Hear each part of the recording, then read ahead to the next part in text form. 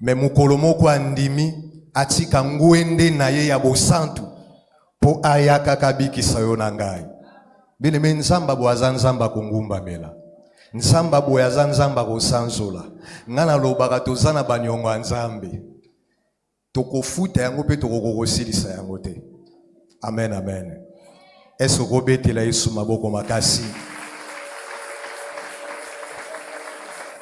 Otomboli maboko na pa yozali. Banana ko bénir, banana ko louer, banana ko adorer. Oyaza Emmanuel. Nzambe longo na bato. Bien-aimé na mituna ka soki nzambo ya yakate.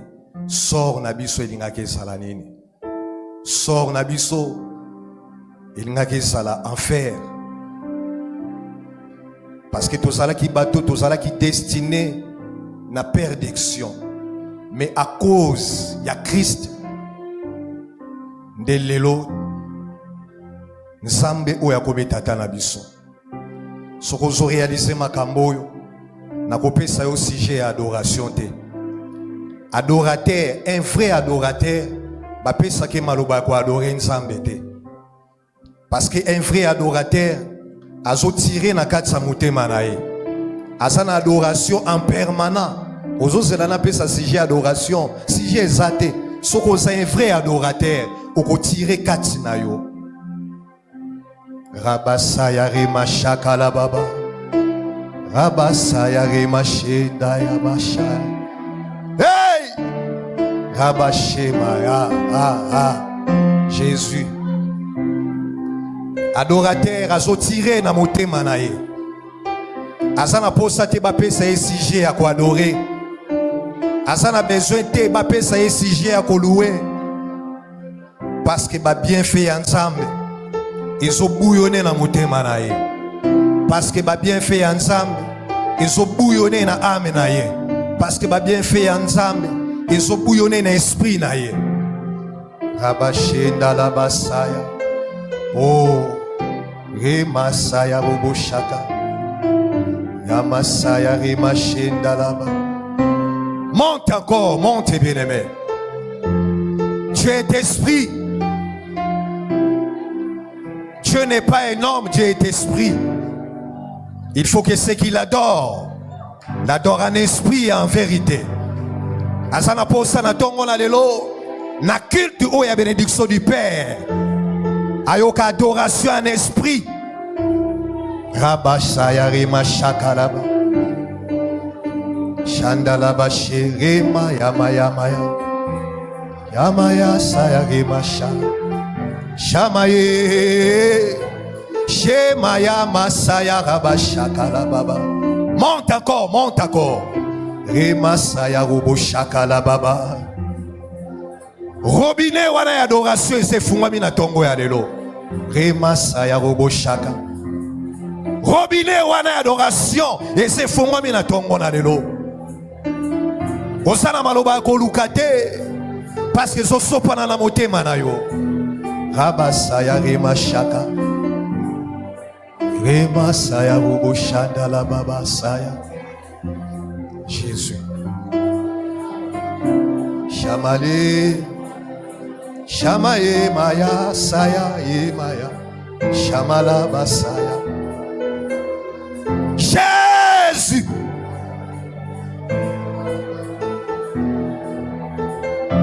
Que toutes les langues confessent que Jésus-Christ est Seigneur. À la gloire du Dieu le Père. Oui, tu es notre Seigneur. Oui, ici à l'église Mera. Oui, tu es notre Seigneur. Na culte à ton lelo. Oui, tu es notre Seigneur. Adoration yo. Louange eza ko appartenir na yo. Acclamation eza ko appartenir na yo. Milolo eza ko appartenir na yo. Mingongo nyonso ezomata. Ezomata pona yo. Ezomata pona yo Yesu. Ezomata pona yo Mokonzi.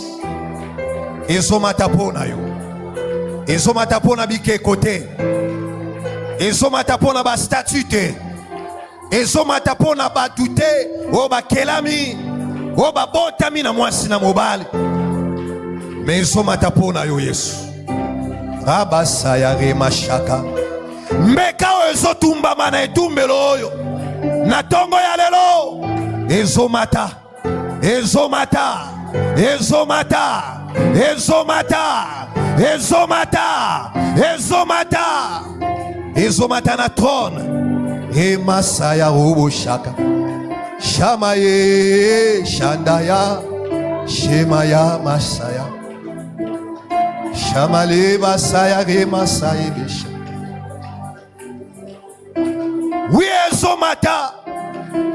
Lokola mbeka ya Noé. Ezomata na tongo ya lelo. Likolo na etumbelo ya mera. Shama. Jésus.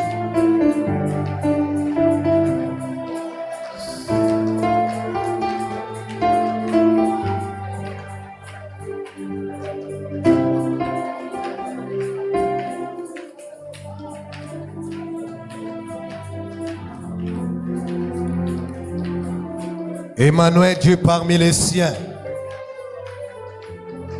Oui, il est là parmi nous. Azawana kati na biso. Baoba santa kabana na ko sentir présence nae. Il est là parmi nous ce matin. Lelo aye uniquement pour na ko bénir. Robo sayare machaka. Lelo aye uniquement pour bénir yo. Aïe pour bénir couple nabino. Aïe pour bénir le parfum foyer na yo. Aïe pour bénir Gabaché Gabasai.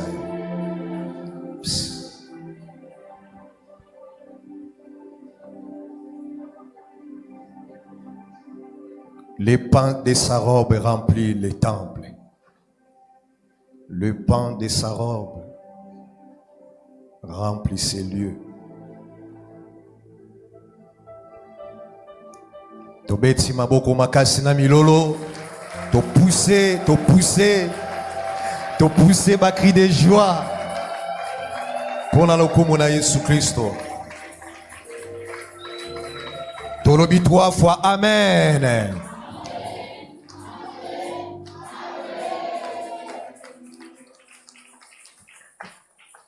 Nzamba pambola yo.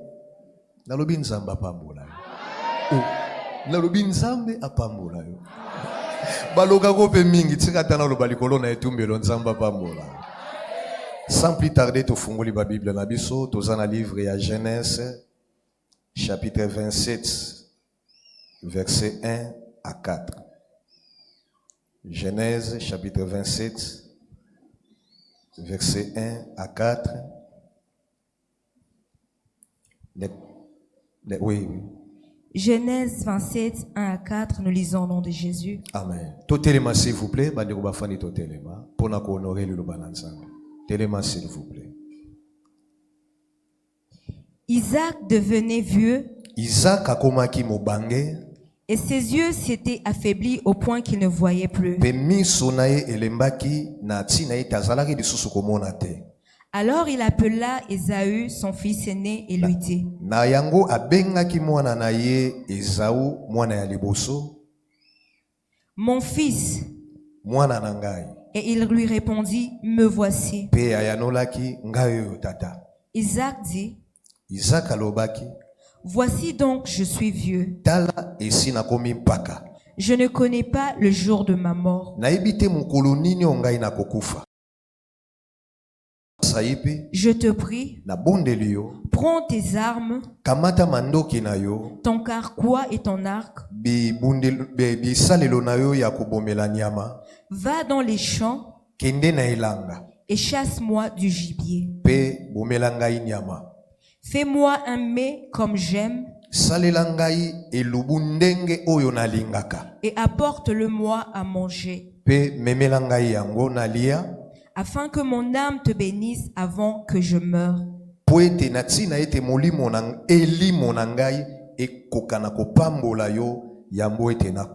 Amen.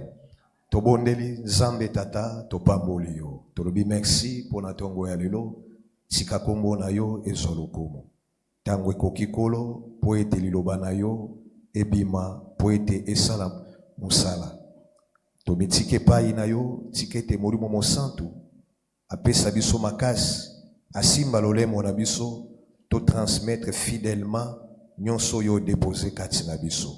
To briser ba barrière nyonso ya ko résister contre liloba na Nzambe nyonso ezala soumis na sena autorité na kolo na kombo na Yesu mokonzi pe mobikisi amen.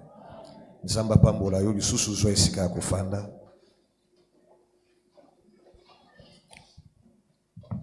Voilà, premièrement tozope Nzambe merci na ngolo asali biso ya totelema na tongo ya lelo po tokoka na koloba ko te pai na ye pe ya mibale tozope sa merci na Thomas papa na biso Christophe po na confiance oyo azali ko sala biso tango nyonso. Oyebi à chaque fois soki Thomas bengi ngai alobi bongama oteya nakoma ko sentir fardeau charge moko directement likolo na ngai jusqu'à ce que na ko réaliser makambo ayebi singa nde na yoki kimia. Na tongo ya lelo tosangani awa na culte oeza culte moko spécial. Lobana no culte spécial. Culte spécial. Ah, eza culte oezali lokola momesanote. Lokola habitude te, mais eza culte moko spécial parce que eza culte oyo ezo salema une seule fois na année. Na boy culte yango eza renommé to eza nommé la bénédiction du Père. Est-ce que tu rozongelango après ngai la bénédiction du Père? La bénédiction du Père. Lobangosko na lingala tenazoka yote. Lobangosko na chiluba talandengo kangami. Lobangosko na Swahili kuna po kangami ni sukaka. Lobango ata na kingwaka kuna po kangami na okaka. Amen. Voilà, la bénédiction du Père. Nabandi ou ezali 4e culte sinabiso. C'est ça, non? Depuis bénédiction du Père et bandi, je pense que ou ezali 4e culte. Tant on a eu toye année passée awa culte ya liboso oyo to kutaki ezalaki la bénédiction du Père. Nazalaki ne sengo moko makasi ya ke nazoya kokutana na yango mbala moko. Amen. Alléluia. Voilà. Tozolobela sur la bénédiction du Père. Lipamboli ya tata. Bien-aimé, obi eloko nyonso. Po bosalela yango malamu esengeli nanu bozala na compréhension na connaissance likolo na yango. Boyeba pe origine ya likambo wana. Po soki batu baza na connaissance likolo na eloko te, bakozwa yango avec beaucoup de légèreté. Bakoki pe même ko négliger yango. Pourquoi? Parce que bayebi te importance ya likambo to eloko yango eza ko apporter likolo na bomo na biso. Na bo esengeli to yeba yango lipamboli ya tata ezali nini? Qu'est-ce que la bénédiction du Père? Bien-aimé, bénédiction du Père et sa révélation et sa orientation divine. Oyo Nzambe apesi na biso église mera na nzela ya Thomas. Na nzela ya envoyé na ye, na nzela ya motindami na ye, o ezali apôtre. Ngo apesi révélation oyo, apesi orientation oyo po na tina nini? Po ekokana ko mema déclenchement et déclencher bénédiction na Nzambe. Likolo na bomo na biso, bana na ye, likolo na bomo na biso, basali na ye. Alléluia. Alléluia. Est-ce que zoyo kabien wana? Lipamboli ya tata ezali nini? Bien aimé sengeli koyeba Nzambe aza multi-système. Aza multidimensionnel. Nzambe aza, il n'est pas un Dieu du surplace. Que atika laka ke esika moko non. Bien-aimé, Dieu évolue. Amen. Nzamba évoluaka. Asa ko évoluer même na terme ya révélation. Et sengeli toyeba tangu nzamba bengi mutu, tangu nzamba poni mutu, tangu nzamba bandi kotambola na mutu. Plus que mutu wana za ko avancer na nzambe. Nzambe akobanda ko révéler makambo. Oyo mbala mususu na ebandeli ya bokutani na ye na nzambe. Nzamba la kisaki ye yango te. Na terme ya révélation, Dieu a beaucoup de choses à nous révéler. Loba amen. Nana za d'accord na liloba na nzambe oyo. Nzamba za na makambo ebele ya kosala nini? Ya ko révéler biso. Donc tokoloba na domaine ya révélation, c'est comme ces monde du moko eza sans limite. Voilà pourquoi apôtre Paul a lobby, nous connaissons à partie et nous prophétisons quoi? En partie. Donc eza monde du moko eza na limite te. Bible zoloba na Deutéronome chapitre 29 verset 29. Bible lobby, les choses cachées sont à l'Éternel notre Dieu. Les choses révélées sont à nous et à nos enfants à perpétuité, en fait que nous mettions en pratique toutes les paroles de cette loi. Makambo e bombami ezayanan. Amen église. Makambo e bombami. O e bombama. O nanu minso bomoto moni yangote. O nanu matoya bomoto yoki yangote. Tope oyo nanu loboko na moto simbi yangote. Ezayanan. Ezali ensemble. Mais Bible lobi o eza révélé et komi yanan. Et komi yabiso pena banan. Na bana nabiso. Alléluia. Alléluia. Alléluia. Bien-aimé, Dieu a beaucoup de choses à nous révéler. Na terme ya révélation, bien-aimé.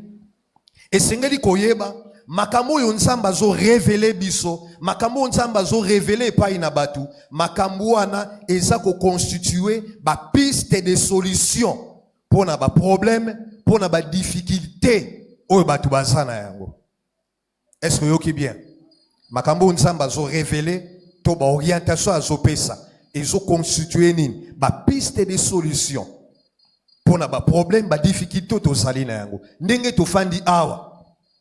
Mutu nyonso sana ba problème na ye, asana ba difficulté na ye. Mais Dieu a des révélations. Oyo eza ba solution. Nzamba zana ba orientation. Oyo eza solution pour na tina na nini, pour na ba problème to zana yango. Alléluia. Alléluia. Est-ce que nous sommes ensemble na biso? Est-ce que nous sommes ba memi ete mazawa?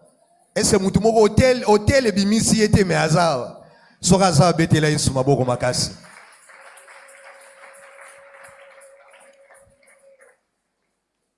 Na bo soki tolobi tolobela muke pour na biso église mère.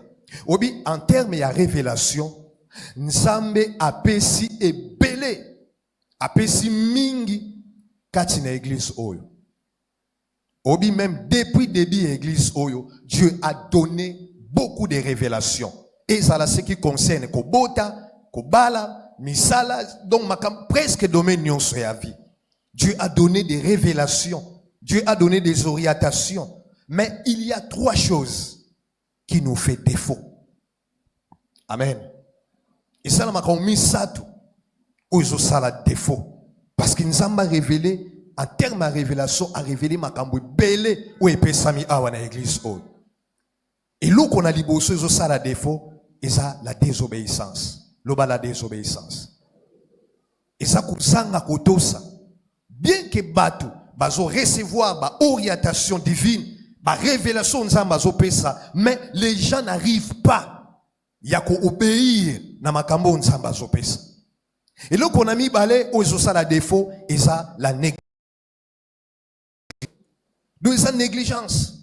Bien que mutakoki koyeba ke makambo e uti na nzambe, eza nzambe nde apesi yango, mais okomona mutaza na négligence likolo na. Donc aza komi impliqué te, aza komi kotisa te na kati na yango. Bien que ayebi, donc aza est conscient te, mais aza négligent. De sa deuxième chose qui nous fait défaut, et puis troisième chose, et ça les habitudes. Donc non les habitudes. Donc mon message. Bien aimé, mutu esa mesani na makambo na Nzambe. Kobika na ye komi pasi. Mutu esa mesani na makambo na Nzambe. Kopambola na ye komi pasi. Mutu esa mesani na makambo na Nzambe. Ko expérimenter nguya na Nzambe likolo na ye ekomi pasi pona mutu wana. Parce que ça mutu esi s'habituer. Ayebi déjà Nzambe. Donc bakoma lokola Nzambe koma pirier. Et comment soka ta yoki Nzambe? Oh, wana nani? Ah, vieux, hein, vieux azo. Ah, bon. Allo baga izalaka bon, allo baga. Mo bo sangani bo bandi prière bo pas alobi, allo baga. Mais allo baga, mais mutu ici à s'habituer na mungongo ya nani? Na mungongo ya Nzambe. Alléluia. Bien-aimé église mera. Et sengeli to bima na système o ya ko s'habituer na makambo na Nzambe. Ya mo mesano na révélation. Ya ko s'habituer na ba orientation divine. O Nzamba zopesa. Loba na habitude. Est-ce que vous avez mutu aza pembe na otika mo mesano? Tika mo mesano ebisa ina. Hein? Atika na no mo mesano. Bien-aimé Nzambe ba mesana kana ete. Alléluia. Nzambe ba mesana kana ete pe ba mesana kana makambo na Nzambe te. Amen.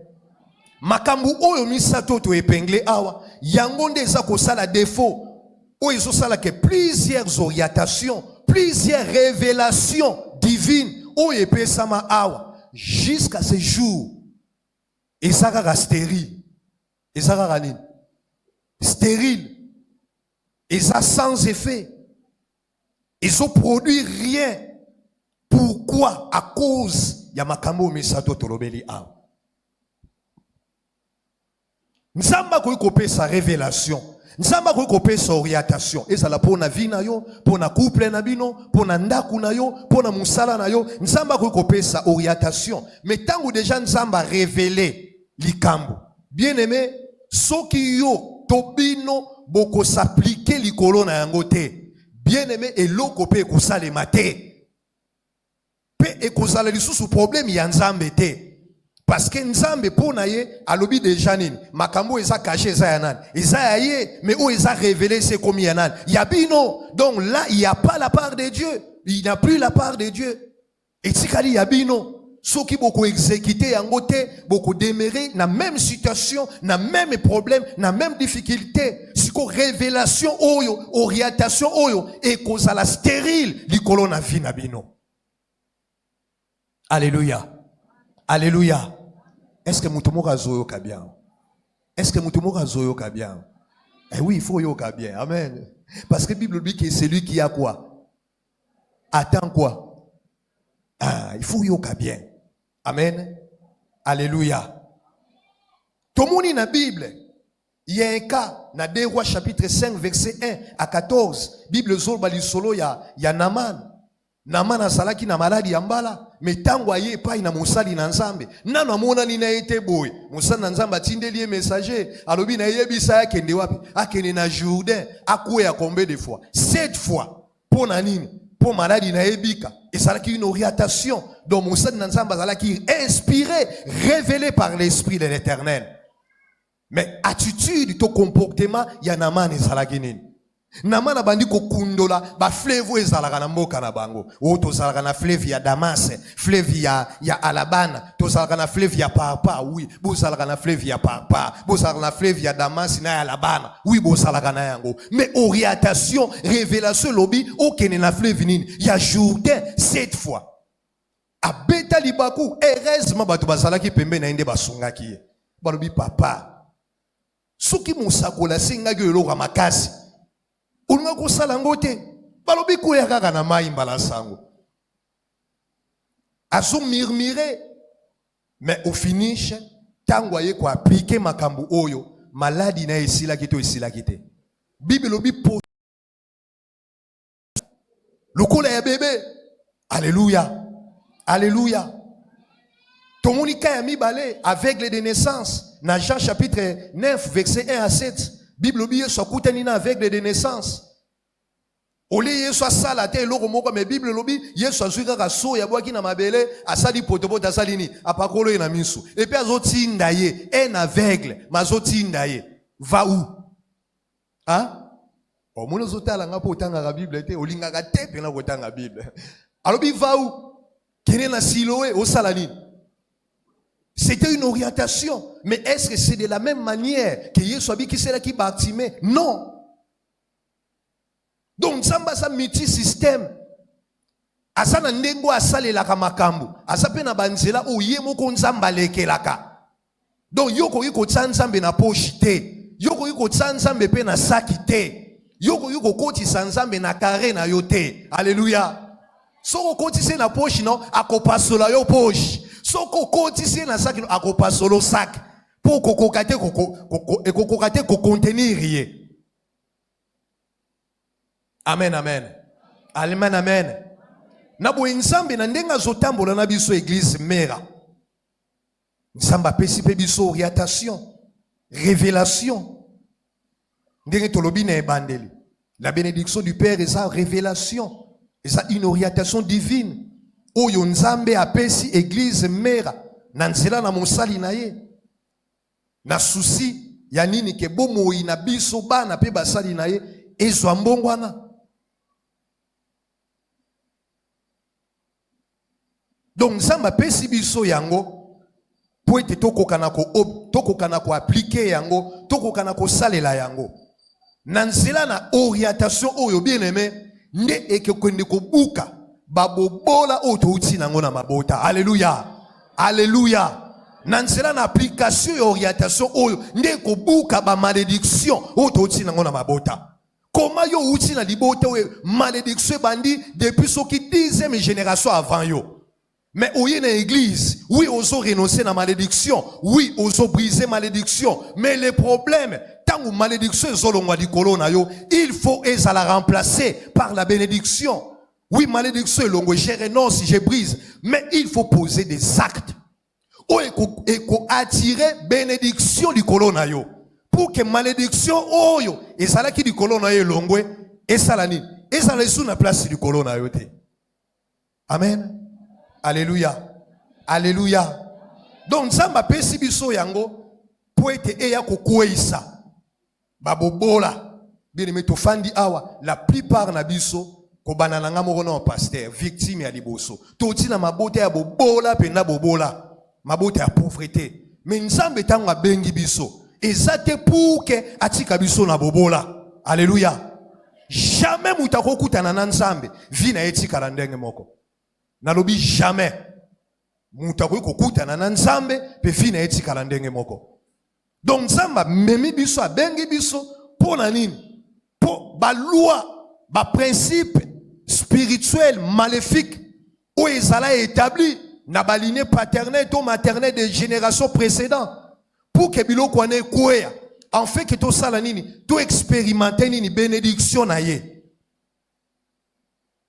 Pe sengeli koyeba application ya principe oyo et ça peut déclencher bénédiction non seulement du colonabiso mais pour na ba progéniture. Alléluia. Pour na progéniture. Bien aimé, ndenge to zaboy ngai déjà na yebaka ndenge na zaboy nazo travailler pour na ba génération future. Gloire à Dieu, un jour Dieu m'a parlé même pour na progéniture na ngai. Nzamba lobi na nga tala progéniture na yo. Alobi po na bango. Tous à la consciente, tous à la consciente. Makamusu tozo sala oui, ego ko sala makasi, ego ko sala pasi, mais ozo sauver génération future sans les savoir. Ozo biki sabao bakoya liboso sans les savoir. Alléluia. Bon soki nabotami tatana mama nanga bazayi na bobola. Bon nabotami na gati na bobola. Bien aimé. Bongo bobola ona na tike nango lisusubana. Mutema mabe ya boya ndenge nini. Donc il faut na sala ba sacrifice. Oye ko arrêter hémorragie ya bobola. Po ba oyo bakobima kotoyo. Basala le pepele o. Na yo kite pepele na Yesue. Continue.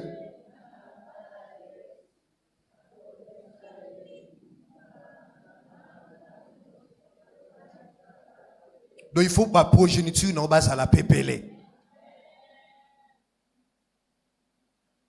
Bima n'a pas habitude. Na makambo iso mesani na yango. Alléluia. Alléluia. La bénédiction du Père, l'ipamboli à tata. Bien-aimé tata Azanan, qui est un père? En ce qui concerne un père, na we etali tata, tozana ba tata na rolo balolenge misato. Ya liboso tozana père biologique. Biologique eza tata oyo, c'est par le sang. Tata oyo boti yo. Donc ozo porter makila na ye. Donc adeno eza kati na yo eza ya ye. Wana tata ya liboso. Ya mibale tozana père par alliance ou adoptif. Donc muto akomi tata likolo na yo nansela ya kondimana to na boyokani. To nansela ya ko adopter. Alobi ke ngai nakomi tata ya mwana oyo. Na zui mwana oyo akoma mwana na ngai. Na oyo ya misatu tozali na oyo tobengi père spirituel. Tata ya molimo. Bible zoloba na 1 Corinthiens chapitre 4 verset 15. Apôtre Paul a zoloba lobi, car quand vous auriez 10 000 maîtres en Christ, vous n'avez cependant pas plusieurs pères, puisque c'est moi qui vous ai engendré en Jésus-Christ par l'évangile. Alléluia. Donc tata oyo, eza tata ya biologique te. Obi na appellation mususu, tokobenga tata oyo, père dans la foi. Amen. Tokobenga le sou na appellation mususu na père dans la foi. Donc ça tata nanzela ni nanzela ya kondima.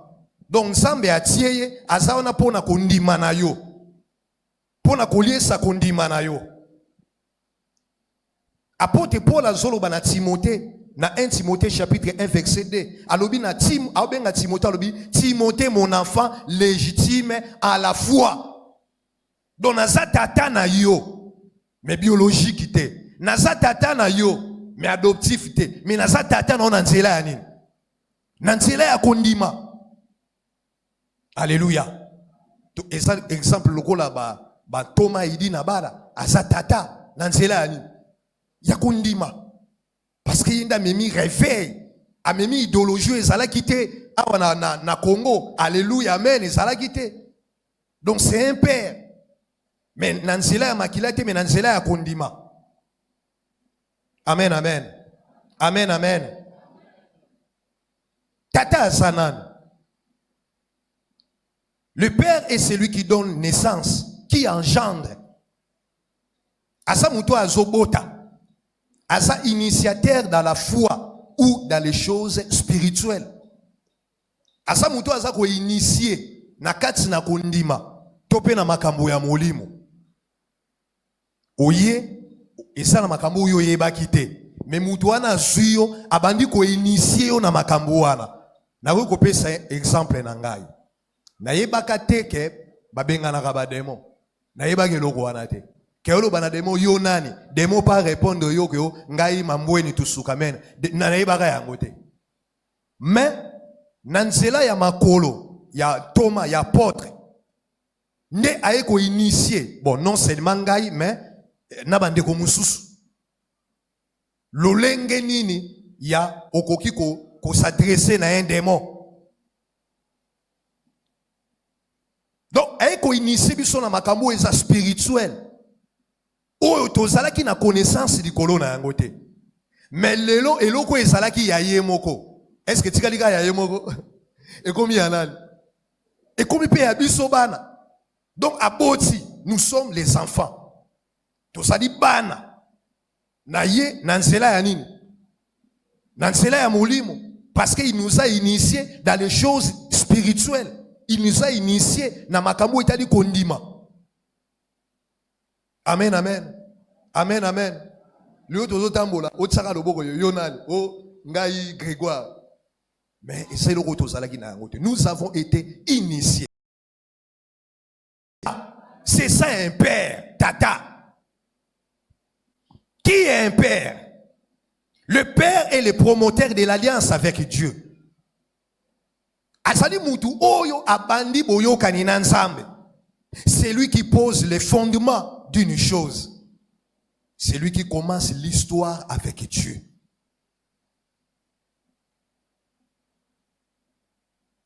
Dans sa muto yenda bandi boyo kanina nzambe. Nzamba kutani na ye, asala alliance na ye. Dans sa promoteur y alliance wana. Yenda ekotsa moboko, yenda bandi li solo wana. Et sengeli koyeba, nzambe azalaka nanu nzambe ya tata, avako nzambe ya mwana. Amen. Bible lobi na Exode chapitre 3, na verset 1 à 6, nzamba kutani na Moïse. Na likolo ya ngomba, na kati na makambo nzamba lobaki na Moïse, nzamba yeko yebisa lobi, je suis le Dieu de qui? Hein? Je suis le Dieu de ton, lobana ton. Je suis le Dieu de ton père. Naza nzambe ya nani ya tata na yo.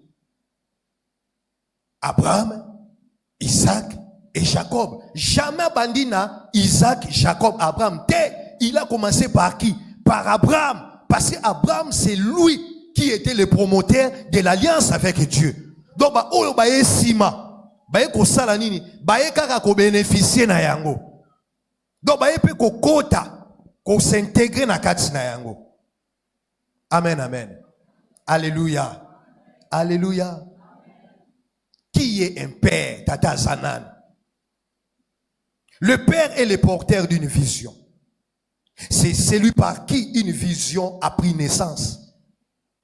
Dans sa mutu oyo yenda zome maimoni sele. On samba pesi. Bien aimé toros à la église mbatozao. Bien que nous contribuions dans la vision, mais celui qui porte la vision, c'est le père. Obitango moko apporte banda ko yebisa biso, alobi ke mera ezaka na mutu nanga aw. Tamoka banda ko utiliser langage wa. Mera ezaka wapi na mutu nanga aw. Parce que c'est le père qui est le porteur de la vision. Asa mutu par qui vision et botami. Biso ba auto zalaki musika to sanini. Touye. Donc il est un père. Qui est un père? Le père est une autorité établie par Dieu. Azali autorité au nzambe atié. Il incarne le pouvoir et l'autorité spirituelle divine de bénir ou de maudire, de consacrer, de ordonner. To ya ko exercer ba tâche mususu. Où est à disposition? Parce que tout ça, la bénédiction du. Donc il faut te dire, papa, Azanan. Qu'il y a une qualité à père. Alléluia. Amen. Et c'est ce que maloba ya tata ya molimo. Eza ko engager monde spirituel. Maloba ya tata ya molimo, il y a un père spirituel, eza ko engager le monde des esprits, mokili ya milimo. C'est ça. Tangu tata zoloba, mokili ya molimo, eza ya kotelema. Pona ko prendre acte, ya makambo ezobima na monoko na ye. N'est-ce pas que Dieu a dit qu'il accomplit quoi? Le parole de ses envoyés, ce qui prédit ses envoyés. Parce que le monde spirituel, ils ont se soumettre, ils ont obéir à la autorité établie. Bien aimé, voilà pourquoi. Tangu oyo zana tata. Et loko esengeli yo luka isa luka lipamboli ya nani? Ya tata. Baluka ka sapatu ya tata te. Baluka ka chemise ya tata te. Baluka ka pe kiti ya tata te. Mais baluka ka lipamboli ya nani? Ya tata. Lelo na église eza na batu oyo bazoluka nde sapatu ya tata. Tata kopesa yo sapatu. Mais okene maboko pamba. Alléluia. Alléluia. Alléluia. Eza na maboko ya tata te. Yo lukande lipamboli ya tata. Lipambolo ane kita likolo na yo etambola na yo e accompagner yo. Bipai nyonso yo kokende, bipai nyonso yo kosala. Okobana kotambola na nini? Na bénédiction likolo na yo. Alléluia. Alléluia. Est-ce que na tongo alléluia sana bato ba ko luka bénédiction ya tata? Est-ce que natongo ya lelo tozawa? Bato yo déjà nandaka lobaki lelo na ye ko luka, na ye ko zwa lipamboli ya nani? Ya tata. Amen. Et mon yo connaît mama lili moko mais a bien té hein. Oza c'est que ba chukinde zo moi beti na panzi moi ningisi michopo hein. Amen. Nani mokonzi. Nani mobikisi. La bénédiction du Père. La bénédiction. Maintenant, qu'est-ce que la bénédiction? Di pambo les anine. Bien aimé, tout le monde le comme on a mis tout ya batu. Batu mingi bakanisa li pamboli eza mamsu olate lamba ya sika. To mutasombi mutuka. To mutasombi iPhone combien goûtou? Hein? Sogi 17. Ah bien, ma pamboli. Non, bien aimé, une prostituée peut se prostituer par jouer iPhone 17. Amen. Amen. Dans la bénédiction, et ça n'a nous représenté dans le matériel, n'a nous té. Bien même que bénédiction, et ça peut qu'on produit ben fait na yango na vie ya mutu. En commençant sur le plan physique, matériel, financier et professionnel. Bien que ça qu'on produit ben fait na yango. Donc bénédiction peut ezo me mamakamo na vie ya mutu. Mais tolobi que d'abord bénédiction et ça n'a cause à la pédé dans le logo anate. Pour mon état le loso mutala ça te lamba ya sika. Donc à comme une église donc azo denda lokolo no bomona ke ngana pa molami. Je suis béni. Ça peut toi sika démarche changer et remis à rotenga maboy. Pona ni po botsaka, pona ni makolone zotenga ma. Ah ouais, te sais que eza soulé ya sika. Ce n'est pas d'abord ça. Alléluia. Bien aimé mutaboy ko sala na biloko likolo na ye. iPhone 17 sorinine, mais en elle, au-dessus d'elle, il n'a pas la bénédiction. Est-ce que tout ça d'accord? Moutako salana biloko, mais likolo na ye asa bénité. Voilà pourquoi au monde mutususu yo zomo na zalango ozolula ye. Mais au contraire, il n'est pas en paix. Asa même na sengote a golia biloko na zalango. Donc la bénédiction n'est pas d'abord matériel n'est pas. Mais bénédiction, première chose, la bénédiction est une parole gracieuse. Et ça maloba yangolu, prononcée sur quelqu'un ou sur quelque chose pour assurer son épanouissement, sa stabilité, sa prospérité, son succès, sa réussite et sa protection dans tout ce qu'elle entreprendra. De ça maloba yangolu. Oui, l'obami di kolona mutu. Maloba wana ezali revêtu na pouvoir spirituel. Oyo eko sala ke maloba wana esala nini? Eko kisama na vie ya mutu. Et ça ko assurer donc et pas yo mutu wana zokende ako réussir. Et pas yo mutu wana zokende ako fuluka. Et pas yo mutu wana kokende ako sala stable. Et pas yo mutona ko kende makamala mo sala likolo na ye. Alléluia. Alléluia.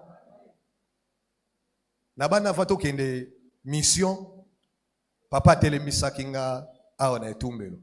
Après ça début sur le bibo kende bo sala musana nzambe batse maboko likolo na biso bapamboli biso na miso bato nyonso awa. Bien aimé to kenda ki na zone moko eza facilité. Mais comme la bénédiction du Père était sur nous. Bien aimé ndenge makambo esalamelaki ozotala mbala mususu na vie sociale o batu bazana yango maintenant makambo mususu bosali na koloba na espace ya inane to bandi da kotongela nzambe na espace ya inane dans l'espace ya laps temps intercession salaki na salon ekomi kaka batu bakomo otoka obilelo il y a même des jeunes surtout les jeunes dans le ministère. Tu peux avoir le ministère, mais avant aucun de quoi affronter, il faut aucun na lipa moliana. Ya tata, parce que yango eko servir protection du colonna yo. Alléluia. Et puis ça na makambo na moni batu mingo bayaki na église mera na gemena. O bayaki pendo tali mutu boyo ki mawa. Mais batu wana ezalaki soki mutu ayi dimanche alelo. Dimanche eko ya, il faut via mutu wana ezwa forme mususu. Effectivement. Et ça na batu mususu yo na libota na bango nano ata muta tonga boyete mais to pamboli mapango ya bato mususu. Pourquoi? Parce qu'il y avait la bénédiction. Tokenda ki na bénédiction. Obitangu yo zotambola na bénédiction, okomi pe source ya bénédiction pour na bato mususu. Mais soko zotambola na malédiction di kolona yo, okokoma pe malédiction pour na bato mususu. Okokota na vie ya bato mususu, bato na bakosala boye. Di kolona yo. Okokoma lokola Jonas ya vie ya bato. Yango monesa bato mususu akoti na vie na yo boye. Ya. Sécheresse e bandi. Blocage e bandi. Limitation e bandi. Mais muto asa na bénédiction di kolona ye. Tango aye na vie na yo. Bien que ma communion se change à mbala moko te, mais okosala na nini? Inche. Okosala nini? Est-ce que pasteur Fisson lobi loko? Na lobi gani? Okosala nini? Inche. C'est-à-dire mupepe asika. Amen. Okomona kete contact nangana mutu o e bandi ko sam makamwani ko s'améliorer. Pourquoi? Parce que du kolo na ye asotambola na bénédiction. Bien aimé, voilà pourquoi il faut pe ko yebaka. Nani oyo o kangami na ye opena yo ozui digne de confiance. Surtout à ce qui concerne ta vie spirituelle. Il faut yeba. Otina nona sokseleri malédiction alinée paternelle maternelle owe okangama yesu na muto yemo kaza na mupikuna no ya bilakeli mabe likolo na ye mais ako transmettre okaka yango ako transmettre yoni. Alléluia. Esengo ezali soke ezali betela na yesu maboko.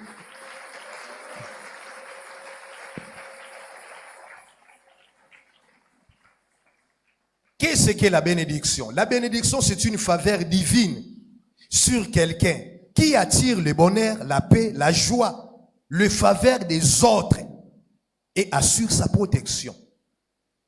Bénédiction est bola mu yanzambe. Faveur yanzambe eza likolo ya mutu. Bien aimé, obeza na batu mususu soka ye esika. Donc c'est comme si asa ko attirer faveur ya batu mususu vers ye. Donc d'autres personnes sont prêtes yako aimé.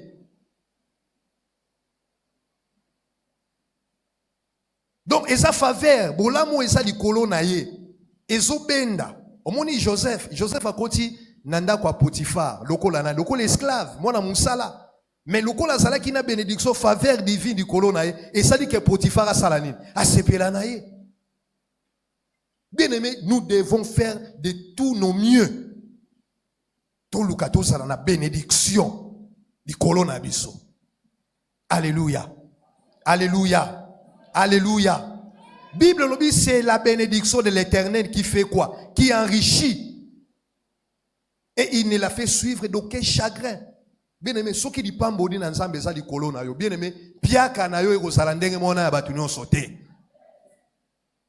Ce qui bénédiction na nzambe za likolo na yo. Difficulté na yo ekozala ndenge moko te na ya batu nyonso. Je vous rassure, même tous à un moment où batu nyonso bazolela. Mais ndenge yo makambo ekobana kosala mela o même yo moko bana comprendre te. Na zolo ba makambo nga moko na ebeloko na zolo ba. Peut-être yo ko comprendre ngate menga na ebeloko na zolo. Alléluia. Alléluia. Notez bien. La bénédiction est liée à ses principes. Bénédiction est kangami na ba malako na yango to ba principe na yango. Jamais ori ko yamba di pamboli sans pour autant au respecter to o appliquer principe o epesami. Pour nzambo tozo sambela aza nzamba ba principe, aza ko opérer na principe, aza ko agir suivant les principes. Nzambe jamais azotambola à la contre ya ba principe o yatie. Donc aza toujours na kati ya ba principe na ye. Bible lobi dans l'Hétéronome chapitre 28 du 1er au 13e verset, Bible lobi nzamba zolo banabana Israël nini. Alobi si tu obéis à la voix de l'Éternel ton Dieu, en observant et en mettant en pratique tous ces commandements que je t'ai prescrits aujourd'hui, l'Éternel ton Dieu te donnera la supériorité sur les nations de la bénédiction qui se répandront sur toi et qui seront ton partage lorsque tu obéiras à la voix de l'Éternel ton Dieu. Alléluia. Alléluia. Donc Dieu est un Dieu de principe. Alors bien avant dans Israël, tala soki botosi mongongo na ngai tala ba bénédiction oyo kosalani oyo ko accompagner bino. Bien aimé, obéissance eza clé oyo yaka kofungola maninisa na lola. Obéissance eza clé oyo yaka kofungola ba porte d'or. Obéissance eza clé oyo yaka kofungola ba porte ya ba opportunité même oyo ekangama depuis 1800.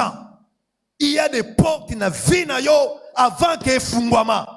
Il faut d'abord appliquer obéissance na principe moko oyo nzambe apesi. Il y a des portes oyo peut fungwama na vie na yo. Il faut d'abord okota na dimension anine ya obéissance. Alléluia. Alléluia. Loba na obéissance. Loba sous obéissance. Donc eza fungo les clés. Eza clé. Bien aimé, obi souvent tozo minyoko la pamba.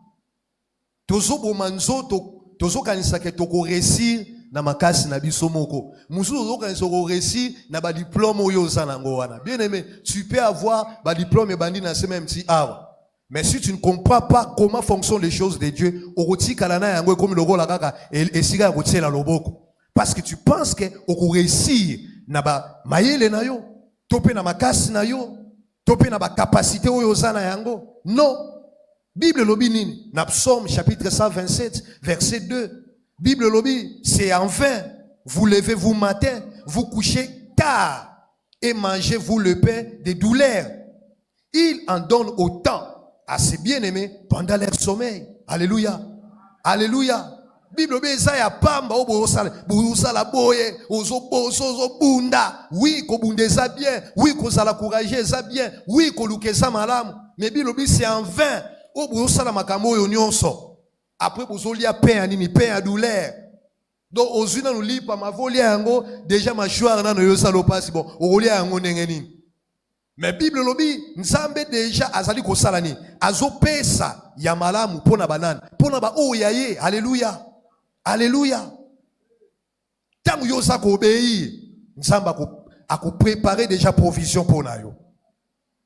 Amen.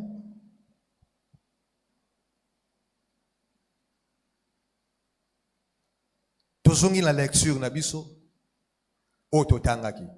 Sœur, le nom c'est qui encore? Alice. Tangali sous vexé wana Genèse wa. Genèse 27, 1 à 4. Isaac devenait vieux et ses yeux s'étaient affaiblis au point qu'il ne voyait plus. Alors il appela Ésaü, son fils aîné, et lui dit, « Mon fils. » Et il lui répondit, « Me voici. » Isaac dit, « Voici donc, je suis vieux. Je ne connais pas le jour de ma mort. Maintenant donc, je te prie, prends tes armes, ton carquois et ton arc, va dans les champs et chasse-moi du gibier. Fais-moi un mets comme j'aime et apporte-le-moi à manger, afin que mon âme te bénisse avant que je meure. Amen. Amen. Bible lobi Isaac akomaki mukolo. Mais azalaki na charge moko kati na ye pour azo sentir que ajo na komi na yango mikolo nanga eza esu mingi te. Mais charge naza na yango eloko eza kati na ngai na kokene na yango te. Il faut transfert ya eloko wana eza kati na ngai esalema. Aiko porter choix du kolo ya nani? Du kolo ya Esaú oyo azali fils aîné na ye. Mais bien aimé eloko ezoka musanga eza nini? Tata alinga benir mwana na ye. Est-ce que Isaac akoka kite ko benga Esaú? Alors baka Esaú yaka. Yaka frère Josué. Alors bika Isaac yaka. Alors bon, osamwana na ngai liboso. Première force na ngai. Fuka mana sala nini? Na pambola yo mbala moko. Est-ce que akoka sala yango te? Est-ce que ndeto fandi a biso baboti po kabela mwana no lipa? Obise kota na chambre kuna kene na cuisine kene na toilette bongo yabo apozuli popese yo sala yango. Amen. Bien aimé. Obi makamususu na dimension ezaleli, ça n'a rien à voir entre père, entre papa na mwana na ndenga bonzoto boy. Donc makamuna nzambe eza ya bonzoto te, mais makamuna nzambe eza molimo. Awe olobaka roza mwana na ngai yamba mapamboli kende fuluka. Mais asa koyebisa ye nini? Zo eloka liboso nini? Munduki na yo, karwa na yo. Nani ni mususu? Na arc na yo. Osala nini? Okende na zamba na elanga.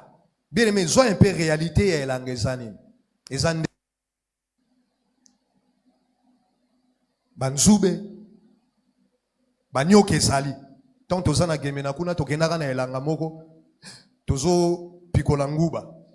Nzoka plaso nazolinga na simba nyoka batami wana. Mwana azalaki na ngai na ina simba yango na leki. Mwana azalaki na ngai mbala moko ibisinga papa keba wana.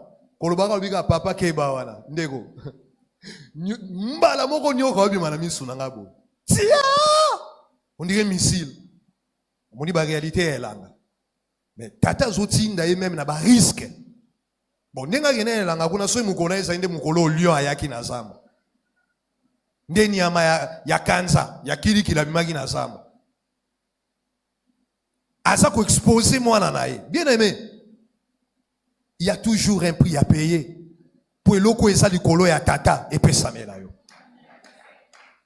Le loto zolo sur la bénédiction du Père.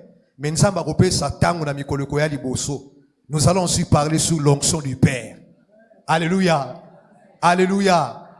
Na ebité wana papa Roger na ba frère Divenal ba Guillaume ba préparer amo. Faut to le peu sur l'onction du Père. Obi le loba tata msuta tata leki trace eza le soute.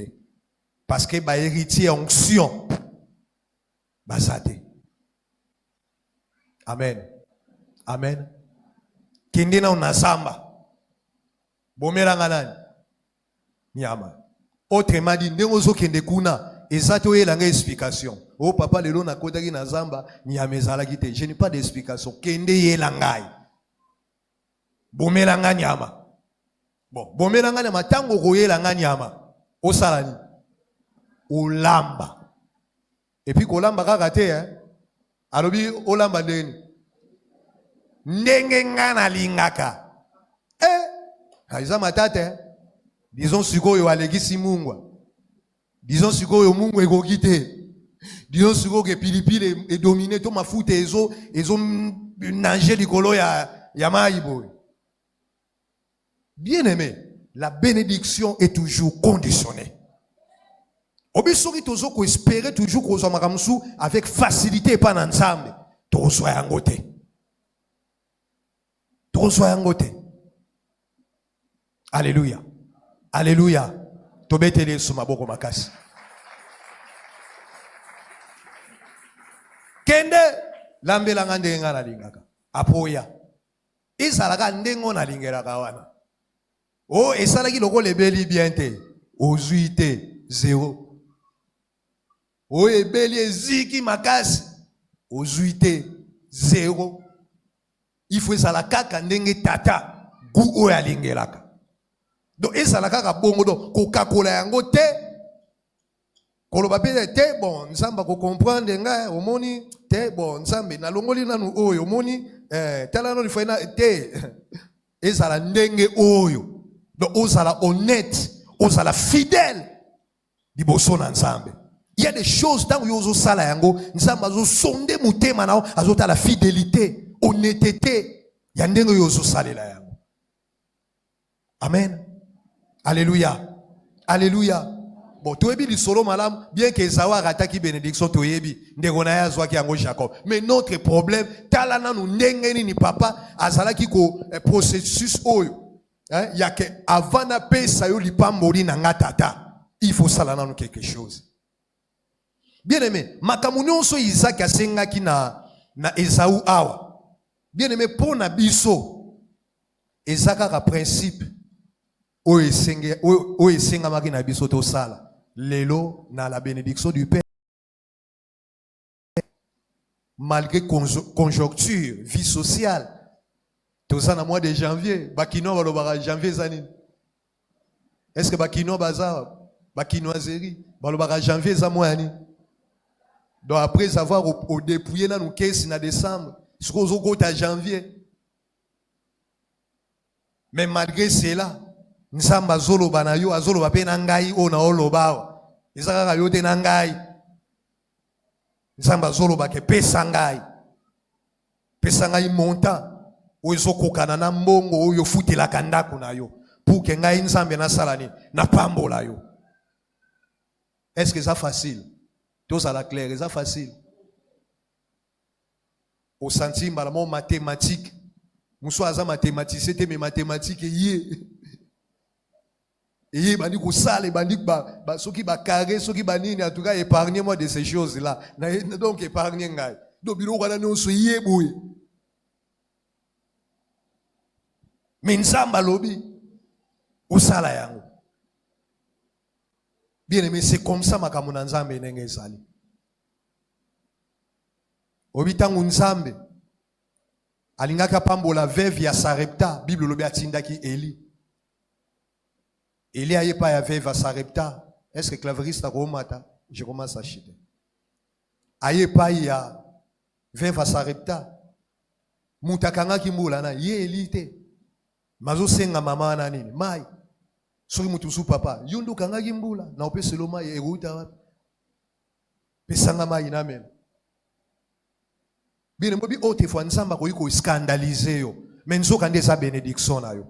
Ote fwa nzamba ko scandaliser yo, menzo kande sa pour que et déclencher miracle moko likolo na yo. Alléluia. Alléluia. Alobi pesanga mai. Mama kenda zwa mai boye. Yelanga na nini? Yelanga lipa. Papa. Etikali kaka mweya ya muke. Donc, ce qui n'a moi non toza allié mbala moko vie si les lois. Donc, oyo somo leza A na Z na biso. Donc A Z et lo mso ezate. Mais yoka eli marabolo banay. Salela ngana kende mais salela ngana d'abord. Bien aimé les choses de Dieu. Ceux qui tozo penser qu'on a une facilité et qu'on a la très difficile pour na biso. Obi même dans le monde occulte na mokili ya molili, il y a toujours des principes. Balobi pour mata.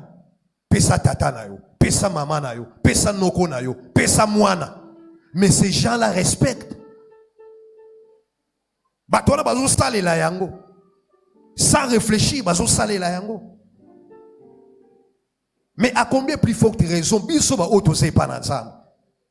Nzamba sengi yo tata te, asengi yo pesa mwana te. Peut-être loko nzamba sengi yo. Et ça nango miette devant ye. Mais ça que preuve où y a tié à mon obéissance na yo vis-à-vis na ye. À mon nengeni amour na yo ou qu'on manifester vis-à-vis na ye. Alléluia. Alléluia. Il y a toujours un prix à payer pour accéder à la gloire. Il y a toujours un prix à payer pour accéder à la grandeur. Il y a toujours un prix à payer pour accéder à la bénédiction. Il y a toujours un prix à payer. Amen. Tout ça pour la bénédiction du Père. Tout est pour ton soi. L'ipamboli à tata. Bien aimé, pendant que nous avons préparé Matéa, il y a quelque chose au kola tsaki na mutema na biso pour na église mère. Makambo kola tse na mutema na biso yango ndi to sukisa na yango. Deutéronome chapitre 8, versets 12 à 19. To kangeli Biblia na biso wana yango nde to kosukisa na yango. Deutéronome chapitre 8, versets 12 à 19. Lorsque tu mangeras et te rassasieras, lorsque tu bâtiras et habiteras de belles maisons, lorsque tu verras multiplier ton gros et ton menu bétail, s'augmenter ton argent et ton or, et s'accroître tout ce qui est à toi, prends garde que ton cœur ne s'enfle et que tu n'oublies l'Éternel, ton Dieu, qui t'a fait sortir du pays d'Égypte, de la maison de servitude, qui t'a fait affreux désert, où il y a des serpents brûlants et des scorpions, dans des lieux arides et sans eau, et qui a fait jaillir pour toi de l'eau du rocher le plus dur, qui t'a fait manger dans le désert la manne inconnue à tes pères, afin de t'humilier et de t'éprouver, pour te faire ensuite du bien. Garde-toi de dire en ton cœur, garde-toi de dire à ton cœur, ma force et la puissance de ma main m'ont acquis ces richesses. ma force et la puissance de ma main m'ont acquis ces choses. Souviens-toi de l'Éternel ton Dieu, car c'est lui qui te donnera de la force pour les acquérir, afin de confirmer, comme il le fait aujourd'hui, son alliance qu'il a jurée à tes pères. Si tu oublies l'Éternel ton Dieu, si tu oublies l'Éternel ton Dieu, et que tu ailles après d'autres dieux, si tu les sers et te prosternes devant eux, je vous déclare formellement aujourd'hui que vous périrez. Amen. Amen. Makambo nzamba tsaki na motema ya koyebisa etonga ya mera ya mwana. Tozoluka bénédiction ya tata, mais nzamba aza na posa bato bakozala pe fidèle na ye. Bato babosanaka nzambe mbangu te. Bato tango azwi d'abord ekomi nanu ye. Non. Nzamba alobi na bana na Israël, tango bokofana na bandako ya kitoko, nayebisa mutu moko bandako ya kitoko ezoya. Tango bokotonga mapango ya minene, tango bokofuluka, bobosa na Yawe Nzambe na bino te. Obisoki peut-être ti lelo église mera et kokosombe sika yote. Parce que ça na bateau, même si Nzamba pambola ki bango, mais babosa na ki Nzambe.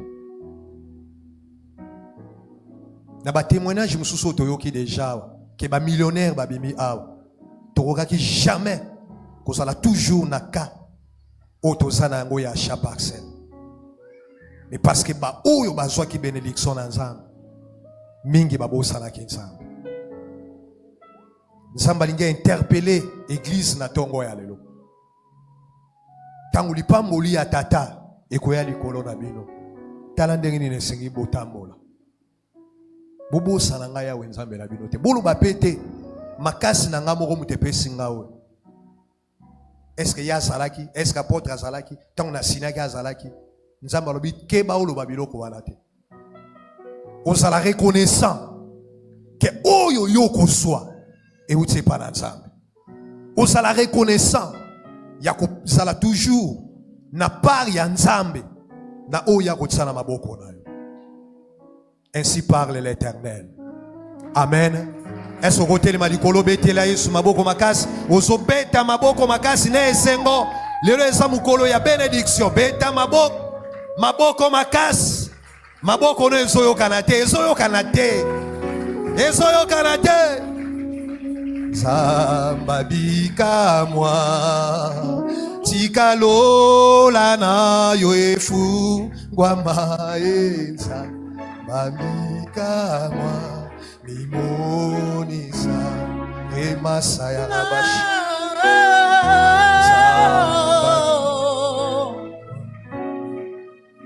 Sikalola na efungwa mawe Bika. Est-ce que rotomo la maboko le payo sali?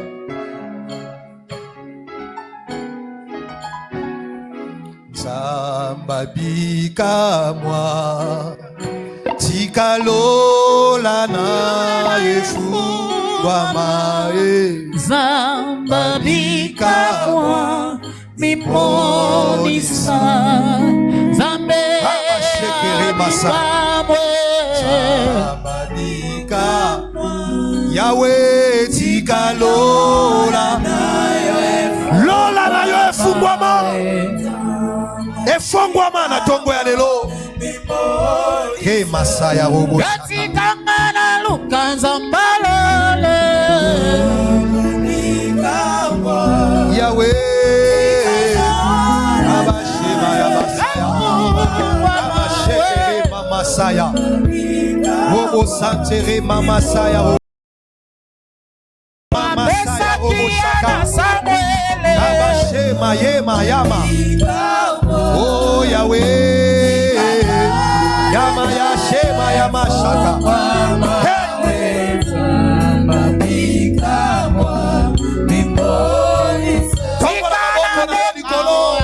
Banana kwa adore. Banana pour glorifier. Pour Nathan, il y a bénédiction du Père.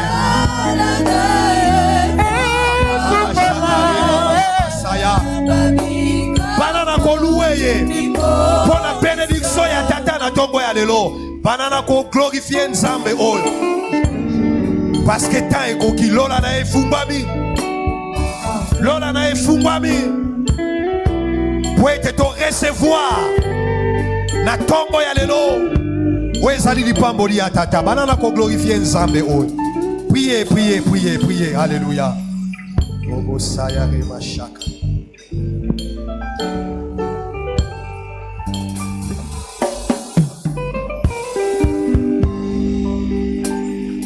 Kololo bakina bangaka. Tolobi gloire et louange à toi, Seigneur Jésus-Christ.